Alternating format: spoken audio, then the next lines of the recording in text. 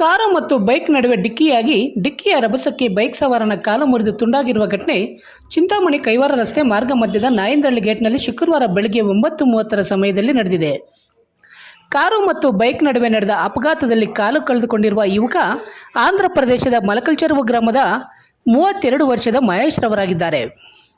ಶುಕ್ರವಾರ ಬೆಳಗ್ಗೆ 9:30 ಸಮಯದಲ್ಲಿ ಮಲಕಲ್ಚೆರುವು ಗ್ರಾಮದ ಮಹೇಶ್ ಚಿಂತಾಮಣಿ ಮಾರ್ಗವಾಗಿ ಬೆಂಗಳೂರಿಗೆ ತನ್ನ ಬೈಕ್ನಲ್ಲಿ ತೆರಳುತ್ತಿದ್ದ ವೇಳೆ ಚಿಂತಾಮಣಿ ಕೈವಾರ ರಸ್ತೆ ಮಾರ್ಗ ಮಧ್ಯದ ನಾಯಂದಹಳ್ಳಿ ಗೇಟ್ ಬಳಿ ಎದುರುಗಡೆಯಿಂದ ಬಂದ ಕಾರೊಂದು ಬೈಕ್ಗೆ ಡಿಕ್ಕಿ ಹೊಡೆದ ಪರಿಣಾಮ ಡಿಕ್ಕಿಯ ರಭಸಕ್ಕೆ ಬೈಕ್ ಸವಾರ ಮಹೇಶ್ ರವರ ಕಾಲು ಮುರಿದು ತುಂಡಾಗಿದೆ.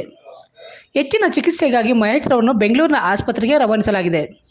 ಇನ್ನು ಕಾರು ಬೈಕ್ಗೆ ಡಿಕ್ಕಿ ಹೊಡೆದು ಚಾಲಕ ಕಾರು ಸಮೇತದಿಂದ ಸ್ಥಳದಿಂದ ಪರಾರಿಯಾಗಿದ್ದಾನೆ.